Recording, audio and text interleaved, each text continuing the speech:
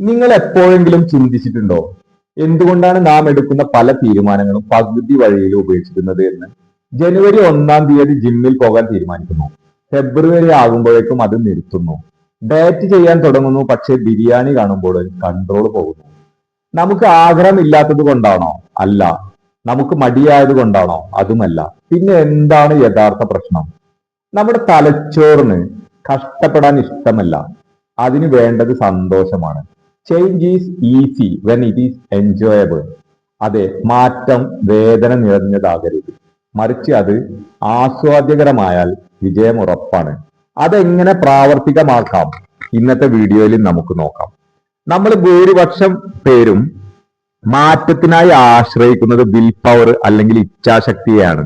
ഞാൻ സഹിക്കും, ഞാൻ കഷ്ടപ്പെടും, എന്നിട്ട് വിജയിക്കും എന്ന ചിന്താഗതി. എന്നാൽ മനഃശാസ്ത്രപരമായി നോക്കിയാൽ ഇതൊരു വലിയ കെണിയാണ്. നമ്മുടെ തലച്ചോറ് രൂപകൽപ്പന ചെയ്തിരിക്കുന്നത് എളുപ്പമുള്ള കാര്യങ്ങൾ ചെയ്യാനും ഉടനടി സന്തോഷം തരുന്ന കാര്യങ്ങൾ തേടി പോകാനുമാണ്. അതുകൊണ്ടാണ് പഠിക്കാനിരിക്കുമ്പോൾ ഇൻസ്റ്റാഗ്രാം നോക്കാൻ തോന്നുന്നതും വ്യായാമം ചെയ്യുന്നതിനേക്കാൾ വെറുതെ കിടന്ന് ഉറങ്ങാൻ തോന്നുന്നതും.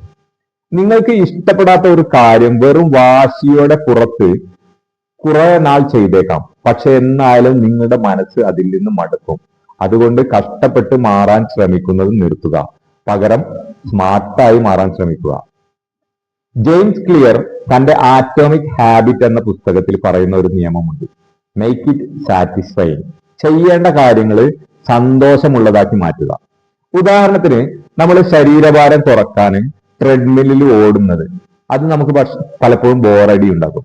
അങ്ങനെയാണെങ്കിൽ അത് ചെയ്യാണ്ടിരിക്കുക. പകരം കൂട്ടുകാരുമായി ഷട്ടിൽ ബാറ്റ് കളിക്കുകയോ നീന്താൻ പോവുകയോ മറ്റൊക്കെ ചെയ്യുക. ലക്ഷ്യം ഒന്ന് തന്നെയാണ്, വ്യായാമം. പക്ഷെ വഴി വ്യത്യസ്തമാണ്. ബാഡ്മിന്റൺ കളിക്കുമ്പോൾ നിങ്ങൾ കഷ്ടപ്പെടുകയല്ല, മറിച്ച് എൻജോയ് ചെയ്യുകയാണ്. ഇനി പഠനത്തിന്റെ കാര്യം എടുത്താൽ, ഒറ്റയ്ക്കിരുന്ന് പഠിക്കുന്നത് മടുപ്പുളവാക്കുന്നുണ്ടെങ്കിൽ ഒരു സ്റ്റഡി ഗ്രൂപ്പ് ഉണ്ടാക്കി ഗ്രൂപ്പ് സ്റ്റഡി ചെയ്യുക. അല്ലെങ്കിൽ പഠിക്കുന്ന കാര്യങ്ങൾ മറ്റൊരാൾക്ക് പഠിപ്പിച്ചു കൊടുക്കുന്ന രീതിയിൽ പഠിക്കുക. പ്രക്രിയ, അതായത് അതിന്റെ പ്രോസസ്സ് ആസ്വാദ്യകരമാകുമ്പോൾ നമുക്ക് പെട്ടെന്ന് തനിയെ വന്നോളും. ഇനി രസകരമായ ഒരു സൈക്കോളജിക്കൽ ഹാക്ക് പറഞ്ഞു തരാം. ഇതിനെ ടെംപ്റ്റേഷൻ ബണ്ടിലിംഗ് എന്ന് വിളിക്കും.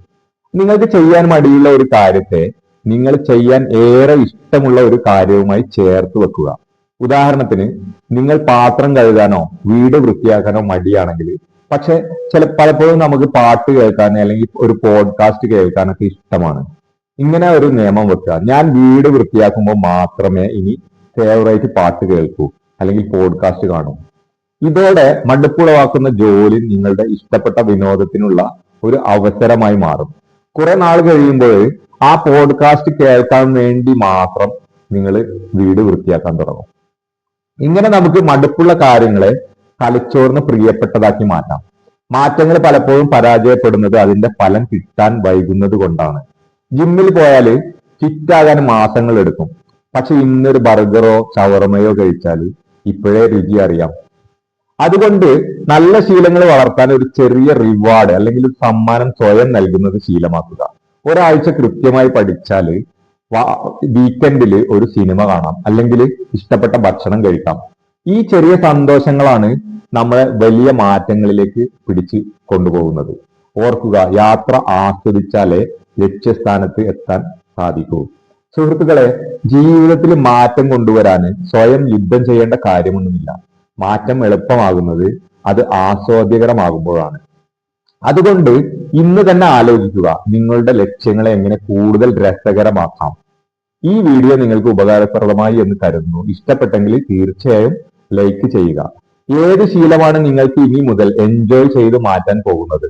അത് താഴെ കമന്റ് ചെയ്യുക. കൂടുതൽ സെൽഫ് ഇംപ്രൂവ്മെന്റ് വീഡിയോകൾക്കായി ചാനൽ സബ്സ്ക്രൈബ് ചെയ്യാൻ മറക്കരുത്. See you in the next video. Thank you.